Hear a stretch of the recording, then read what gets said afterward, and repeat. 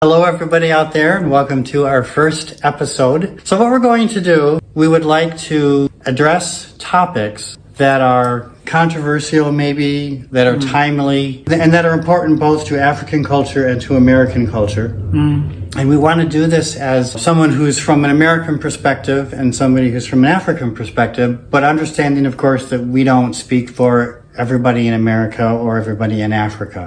So maybe, Paul, we can talk a little bit about who we are and maybe why we're interested in this topic and maybe define a little bit about what we mean by the term wokeness. So maybe tell us a little bit about yourself and why you're interested in this. Yeah, so my name is Paul Nkata. I am a clinical psychologist. Basically I practice therapy and, support people in rehab as well. And I'm a bit exposed to people of different cultures, working with the refugees as well as... You're a clinical psychologist? Yeah. From the face value of wokeness, for what it should be, it was a good thing. There are particular cultures or particular people that were oppressed, and I'm an African, so we went through slave trade. Yeah. We suffered with the colonial rule and all that. So, some things can outlive usefulness, and I feel we're not evolving well. Why? Because it's now becoming more toxic. So wokeness might be good, but the approach, because we have old problems, but we know we need to have solutions. And I think we are not doing so well about some of those things. Something like about feminism. So how feminism started, it was inevitable. It was long overdue. It had to happen. But then along the way, the practicality of it is getting off because people are going away from what feminism should actually be. And it's now becoming toxic. If you approach them in theory, they are flawless. But then when you approach them in how they are being practiced, they are being malpracticed. And we need to talk about such cases of wokeness, being abused. On a foundational level, woke people are concerned with addressing issues of social injustice. And I think where we agree with people who consider themselves to be woke is that there are injustices that have taken place historically that has led to certain groups being in a position where they have to fight a lot harder to overcome the systems that are in place that might keep them down. But I think where wokeness went wrong is that it started to see that you could not escape that oppression unless you tore down the current systems that are in place. And so in order to do that, you have to demonize. It's not enough to acknowledge that racism exists. You have to talk about something called white supremacy culture. The whole modern feminist kind of philosophy is, which is kind of the woke kind of philosophy or agenda, is that it's not enough to talk about an environment where women can have equal opportunities. But it's rather what we have to do is we have to confront the patriarchy, that this system that has been built for men is oppressing women and keeping women from rising up to kind of the same positions of influence and power as men. And so we have to tear down that system. The system itself is bad. And you even get some extremes to the point where all men are misogynist just by virtue of the fact that they're men. It starts out being something legitimate. Let's address some of these injustice issues. But then it turns into something instead of the entire system is bad. You're a misogynist by virtue of the fact that you're a man. And that's kind of where I think woke culture has gone wrong. I don't think it's right because I feel it's not true. So we're having a hateful culture. It's not like a black person cannot be racist to a white. But sometimes people on the woke camp will say that a black person can't be racist, that only a white person can be racist, and that's just not true. It's not true. So we're having a hateful culture where it's easy to call a man a misogynist, but usually the woman calling a man a misogynist is usually you find them also misandrists. Because there's a lot of hate for men, listen on social media, all over the place. We don't throw around these words calling them misandrists or whatever, but essentially, some of these people qualify to be misandrists. We don't solve one problem by bringing another. We don't deal with misogynists by creating misandrists. It's not helping. So in the end, we're going to have a demonized culture where we're being hateful to each other. I think it's counterproductive. So we probably want to find ways of dealing with the earlier evils that are more ingenious and are more helpful to to the progression of humanity. Otherwise, we're just making things worse by trying to help in an unproductive way. There's another thing I want to talk about, freedoms, especially if you're talking about wokeness. We are creating so many freedoms, which freedoms are trampling on other people's free will. Paul, I have a freedom to call myself whatever I want to call myself. If you don't call me that, you offend me or, against me. So Right.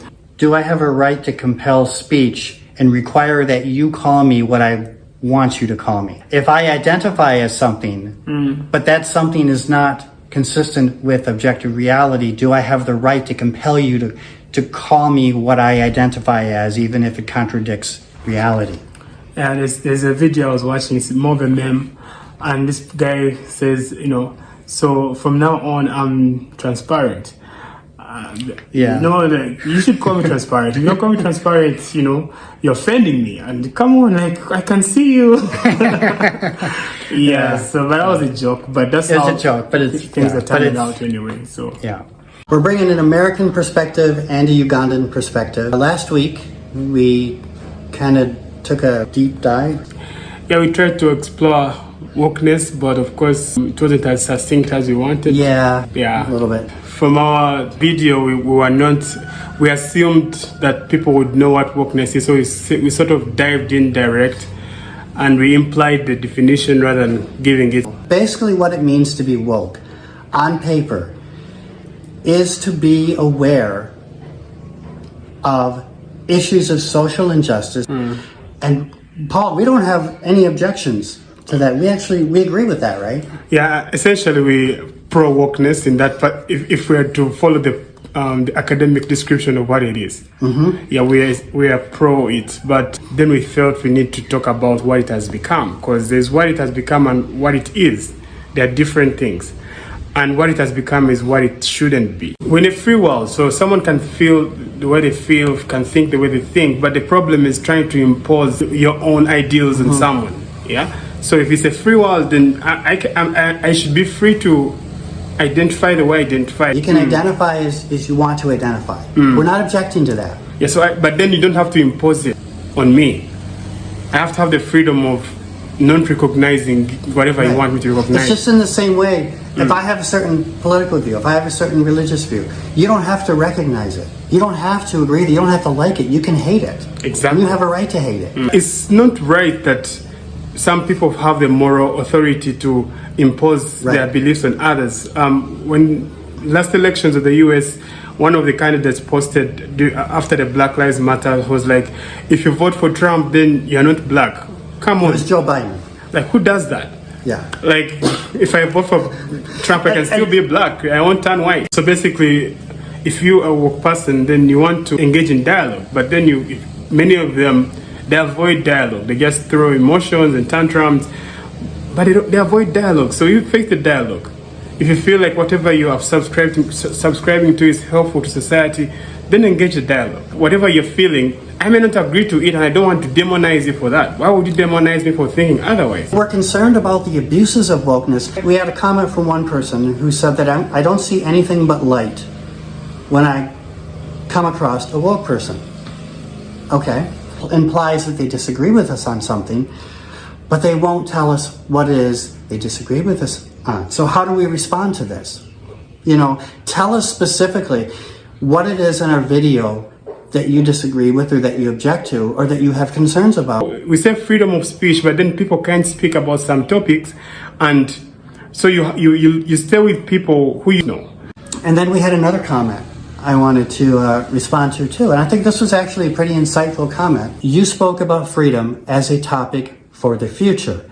I find that freedom is only free when it has boundaries. Freedom isn't living without rules in doing whatever I want, but freedom is best when there are reasonable rules to follow.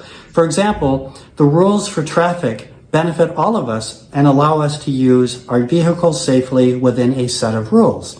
The concept of freedom within boundaries applies to all areas of life such as speech, parenting, marriage, education, healthcare, labor, etc.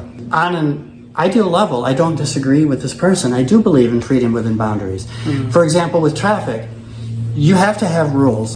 But the reason that boundaries for speech don't work in the same way is because oftentimes it's the people in power who get to determine the rules for speech. So the second comment that we got was, thank you, Bobby and Paul. We need more people speaking on this. If someone has decided that they want to be of other genders, don't come and force me to accept you and make room for you in my box. These woke genders should get their own box. And it's even worse for us women, since some men have decided to steal womanhood from us, and now we are the bad guy for fighting for our space as women.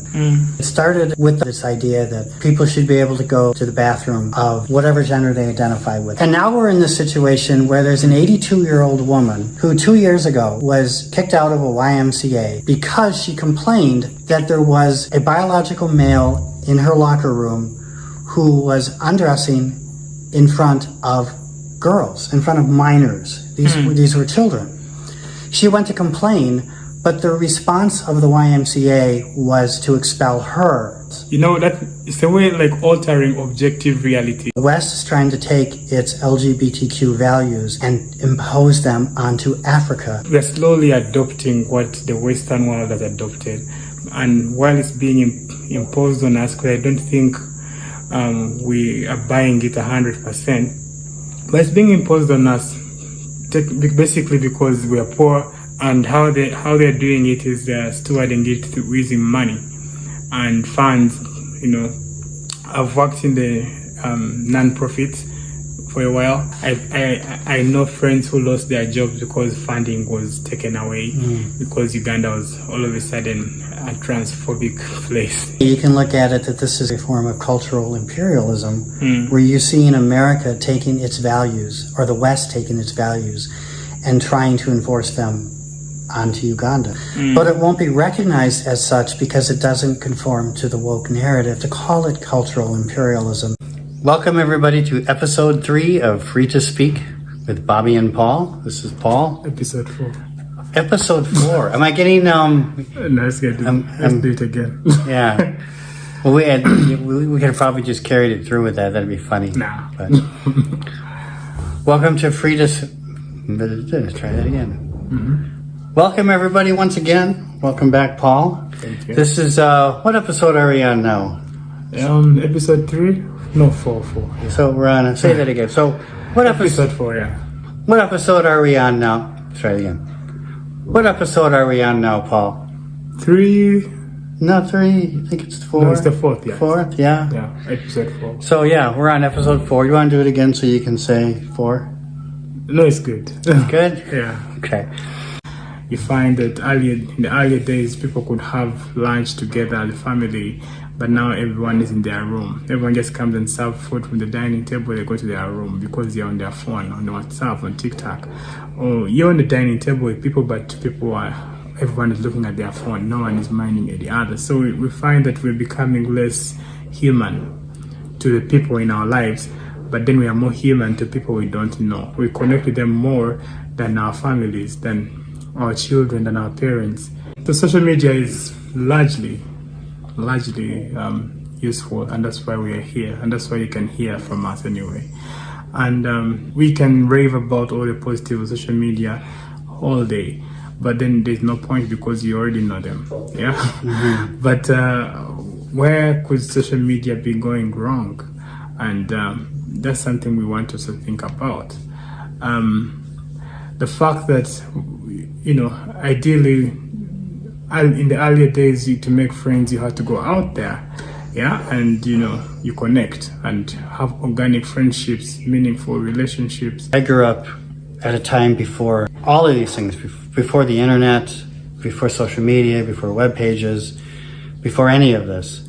And so when we wanted to make friends, when I was a child, we had to go outside and find them. Online nowadays, you don't even know if the person you're acting with sometimes is even real. I mean, it could be somebody pretending to be somebody who's somebody else. That's a major shame, I think, of what we've become and where we're going. And I don't know what that says for the future about the younger generation, their ability to interact and build real authentic relationships with people. I'm concerned about their ability to actually do that going forward. If let's say I'm socially awkward already, because I have my predisposing effects and factors earlier as a child, and even genes, then social media will give me the space to actually express. But then there are people who would have actually been able to express, they initially were expressing socially, they're okay, they were socially well adjusted, but then because of social media, you find that now they cannot even associate with people well. They become more awkward. And that's why you find that even with however much science has advanced and who are making a lot of money and they're rich and they can afford hospitals, even the billionaires die, because that is beyond human understanding. You have a lot of control about many things in your life, but then that control, regardless, is limited. And at a place where there's a limitation, that's where we place God. Right. That's where the plausibility that Bobby was talking about last time comes in. I got into a discussion last week about the plausibility of the existence of God. Oftentimes, people will try to challenge me by saying that I can't prove that God exists. But I'm not trying to prove the existence of God, because technically I can't prove anything except self-existence. But I argue rather that God is the most plausible explanation of how things came into existence. I can make a reasonable argument that God exists, and I argue that God is the most plausible explanation of how the universe came into existence. We're people who are scientifically minded people, physical sciences, social sciences. We would definitely lean on the side of those who believe in God. So I kind of want to explore this question a little bit, Paul, of number one, why do we think that there's a larger tendency on the part of scientists not to believe? But then at the same time, why do we think that that trend or that proportion or that percentage doesn't change? Half of the scientists still believe in God after 100 years, from the early 20th century to the later 20th century, when there was tremendous growth in scientific knowledge and understanding. But the belief in God among scientists remains stable. The fact that these two different experiments or research work that was done, they have similar, technically identical results. 40-40, 20, they don't know. So that means it's 50-50, technically. Yeah. But why is it that what's sold out is that scientists are anti-God, when they're actually not? Because, I think in the end it fits in with the idea of narratives. It's interesting how people who are more in path of morality are becoming the minority, at least about being outspoken. When you're being blatant about facts of life and objective, it helps to get people who actually believe like you. Yeah. And true, social media is setting a life that is perfect, but life is imperfect, and that's the perfection of life anyway. Ironically, that's what makes life perfect, because it's not perfect. You don't always get things the way you want them to be. They say even the model on the TV would like to look like the model on the TV, but they can't. Right. Even the ones you see in the magazines, they're photoshopped. So they want to be like the one in the magazine, but then the real model in that magazine doesn't look like that in real life either. She also fantasizes about what she looks like in the magazine. And isn't that really part of the problem that we're seeing now with all this modern woke culture? That people will take a disagreement as an attack, or they'll call it hate speech. If you disagree, for example, with gender identities, that suddenly you're transphobic, which in and of itself is a word that doesn't really have any meaning, because if you think about what a phobia is, claustrophobia, fear of small spaces. Small space, Agoraphobia is fear of such as, anxiety.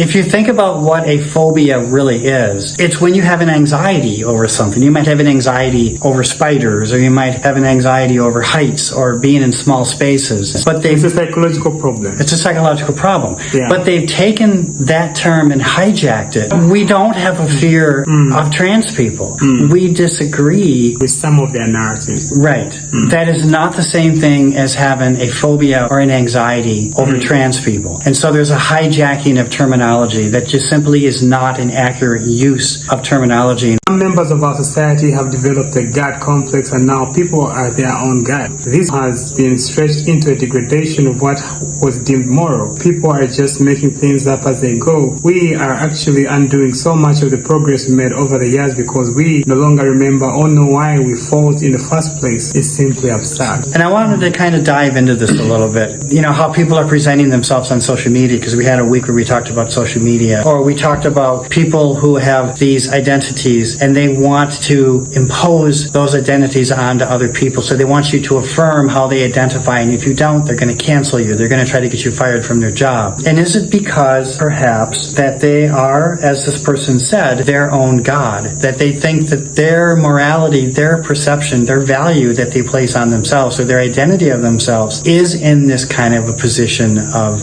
godhood. So you need to, in a sense, bow down to it. And if you don't bow down to it, they will try to destroy you. We have too many divorces, but males are supposed to pay child support while their children are taken away from them. The children stay with the woman, but then the man has to pay child support. Even when this woman is empowered and she has a job, she can take care of herself. And even the man ideally should be doing the same thing for taking care of himself, but then he still has to give child support to the woman. So yeah, probably that's how the modernity is also affecting men's mental health. Yet still, much as technically equally exposed to suicidal, the stress that would lead us to suicidal ideation, females have more ideation than males. Ideation, you mean they have more of a thought? Ideas towards the idea of thoughts. They plan suicide way more than men. Right.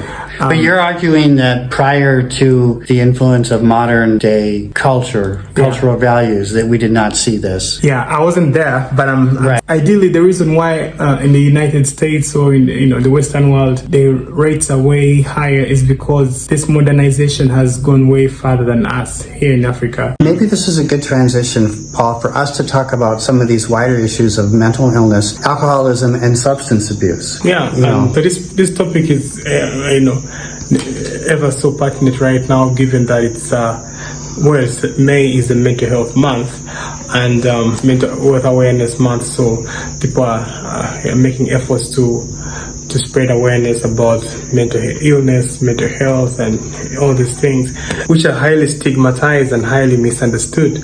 So we want to feed into that space and add our voice. And maybe we can even tie that in. We talked about issues we talked about before about gender differences, how mental illness can affect men and women differently. Or at least in terms of how men and women might deal with mental illness. Yeah, so men's mental illness or mental wellness is not as well appreciated. It's not as well appreciated. Yeah, so men should be strong apparently, but then, like we said about suicide, they're always committing suicide more than we females, and for some reason it's not causing alarm. We just know it as a fact, but then we don't care, and we're just feeding into the narrative of men are strong. In a way we're fighting the patriarchy, but then we are promoting it in essence, because if you say men should be strong and take care of themselves, that's in the end empowering, showing that men are superior. But then they are not, in the feminist perspective, they are not superior, and that's why they're struggling with mental illnesses, just like females would. As a matter of fact, males are more prone to extremities of mental illness than females. Studies show that amongst substance use disorders, 2/3 of them are male and 1/3 is female. So we got an interesting comment, Paul, to our abortion videos. Yeah, a couple I saw. So I know we kind of finished up the topic of abortion last time, but we did get this comment. And this comment, Paul, takes me back to what I initially said when we started discussing the topic of abortion, and how I felt a little bit more uneasy about discussing abortion because it tends to be more divisive even within kind of political lines or within, philosophical lines. And I was kind of concerned because I think I mentioned that oftentimes the pro-choice people are unwilling to acknowledge the argument that a fetus is a human life. You can present all the evidence to them, but they just will not listen. And it's kind of pointless sometimes to debate with them or argue with them because they won't even acknowledge the point. They'll just sidestep it. So somebody wrote, justification, as long as the fetus is in her body, it's her body, her choice. So we just did a whole video about how a fetus is not part of a woman's body. She basically ignored our entire argument and just came back to the starting point. And then she came back and said, my argument isn't about whether the fetus is part or not part of the woman's body. It's that women should have a right to safe abortions, whether you think it's murder or not. The interesting thing about this is she claims that she didn't argue. Her argument isn't about whether the fetus is part or not part of a woman's body, but if you look at her original comment, that is exactly what she does argue. She says justification, as long as the fetus is in her body, is occupying that space, it is her body, her choice. That is exactly what she's arguing, but rather than acknowledging that, she'll deny that she said this and just contradict herself. And this is the frustration that I have with people in the pro-choice camp, because this is what they often do. We started out by acknowledging that the difference between the pro-choice and the pro-life camps is that the pro-life people believe or acknowledge that an unborn baby or a fetus is a human life, is a separate human life, and is not part of a woman's body. And the pro-choice people will argue that the fetus is a part of a woman's body, but in order to do that, they have to ignore all of the evidence that a fetus is a human life. So that's kind of how we started, and we kind of went through and tried to demonstrate how an unborn baby or a fetus is a human life, and how many of the motivations behind getting abortions are selfishly motivated by people who want all the benefits of sex without the responsibility associated with the consequences of sex. But then we also talked about that there are exceptions. Yeah. So we talked about we're willing to make exceptions in cases of rape, incest, and things like that. Maybe we need to explain why. Why are we need to concede some exceptions? Yeah. It's easier to take a road of compromise and to conform to what's going on around you. So like I've seen, for example, people who used to be very traditional in their values, but they've compromised in recent years because they can't handle the pressure that they're facing around them. And it's easier just to compromise and to change and go along with the woke crowd than it is to face the possibility of being canceled by them, or losing your job, or whatever sort of consequences you might have for that. It takes a lot of effort to actually not stray from your values. In a world where everything is berserk, things are not in line. Right. But then that's where credit is given to those who actually keeping to their values. People are compromising their values to fit in and not be attacked. But then, if you're standing for what is right. This person goes on to say, finishing the rest of the quote, "We can't have our cake and eat it too." And that's essentially what society wants to do. Society thinks that they can do whatever they want, live however they want, without consequences. You can't eat your cake and still have it. But you the moment can't. you eat it, you not have it anymore. For example, like when you lose your virginity, you don't have virginity anymore. That's true, you never get it back. When you sleep with 10 men, your body count is 10. It will never be 9. Yeah. You get? Right. And you when you get in a relationship with someone, your exes will always, in one way or the other, they will always show up. Because there's some sort of emotional connection that women develop with all those men, and she's going to do comparisons. Exactly. And then the men will struggle with this comparison. Yes. And I'm not condoning men sleeping with multiple women either. Neither one of us is doing Neither that. is right. Yeah, so we're not condoning, we're not just trying to pick on the women here. If we So in a way, the shame around these profane words or vulgar words has been eroded, so people don't feel the impact of speaking them. Like I know now in Uganda, Bobby struggles to say the N-word because every time it happens, you can see it's getting shocked. But then for me, I'm like, okay, that's not a big deal, because the word has lost its meaning or its value to us Ugandans, because the N-word is it's a word of pride. You're proud to be the N-word. But then I can say that word here, but I believe Bobby cannot say it even now, because for him, his conscience doesn't let him do it. Yeah, but then if we have a society where we bring back this kind of shame, where my conscience won't let me speak words that are profane, then we have a more sane community to live in. I still can't say the It's word. a sort of a black privilege, Yeah. The blacks have the privilege of saying this N-word, nigger. Men can say it and then have much impact, but then the white person can't. And that's the hypocrisy we have out there. Like, I think I've thought about this hypocrisy. We have too much hypocrisy in the corporate world. It's unnecessary. Like, what is that? Because if you say it somewhere and it's captured on camera, you'll call you racist. Well, you say that's like a double standard, but what are your thoughts about that? If it's a bad word, then it should be used anyway. Yeah. But then, why is it that some people can use it and others can't? Right. So what about using, I know there's words that describe white people as well, words that I don't find offensive, like honky. Like, I don't care if people call me honky, but of course it doesn't have the history that the N-word does. But there's other words that do. But for me personally, I would prefer that those terms not be used at all. But this one, this next comment, says that the West has an embarrassing reputation for being soft. And I think he's talking about being soft morally now, that it doesn't take a stand anymore on anything, that anything goes, I think is what he's saying.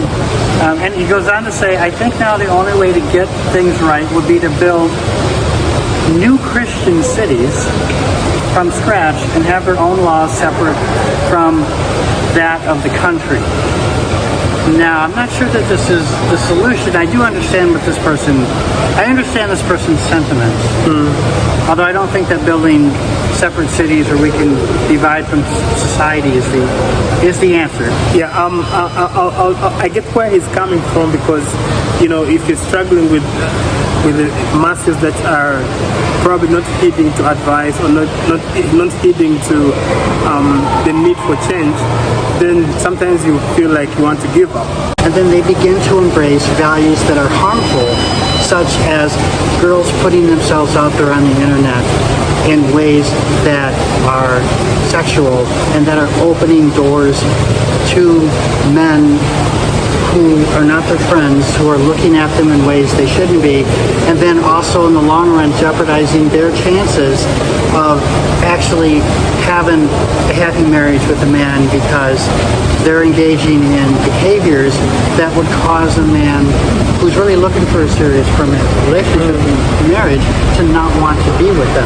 For example, if they engage in loose sexual behavior at young ages, say in their 20s, and suddenly they think, well, I'll do this now because I want to, but when I'm older, I'll be able to find a man. But by the time they get to that point... Okay, thank you, Bobby. So basically, to add to what Bobby has said, you're going to have a society where people are having loose, intimate relationships. All this is happening in our world today as a clear indicator that we are in danger. But I guess it's at the bottom of the list after all the different freedom movements. There is so much talk of climate change. The planet is dying, while we see that society is dying, but no one cares. This person makes an interesting comment. While there's so much concern, and rightly so, about climate change and about the damage we could be doing to the environment. But there's very little concern about how embracing of things that are harmful and dangerous, how that's destroying the fabric of society, how that's destroying individual lives, how that's destroying values, morality. And so we're concerned about saving the planet from physical dangers, from a changing climate, but we're not concerned about how shifting values are adversely affecting society. Sex is not just a physical bond, it's an emotional bond to it. Later on a spiritual bond for those who are more religious. But then you find that you're going to have children born out of wedlock, or out of the family, out of an organized family. So these children are going to be raised well because parents are apart and they're fighting. So these children are going to grow up in an unsafe space where they are not being nurtured well, where they are probably traumatized by the fights between mommy and daddy, or there is not enough resources, given that this lady is now having a single mother, or there's a single father in a big shop. So we don't have a concerted effort, or the children don't have the benefit of growing up with two parents in the same family, and it's also these children, since they're not raised properly in a proper stable family, the chances that these children, and they're raised in a work community. For example, the work people will say, how does my walking around naked affect you? How does my, being promiscuous or dressing half naked, how does it affect you? So maybe can you come up with, pointers to what could actually be the mass impact of this generation? I think all you have to do is look at the United States and you can see what the mass impact is. Because one of the things that started out, say, in the 1960s and 1970s was people talked about sexual revolution. What could be the harm of having sexual freedom? But then we saw how it led to the destruction of families. It led to all kinds of diseases. It led to higher divorce rates. It led, this whole idea of freedom, I can do what I want, led to the destruction of the nuclear family. And so now you have the single motherhood epidemic. There's a saying, there's a song by Bobby Wine, if you want to stand for the truth, you better be willing to stand alone.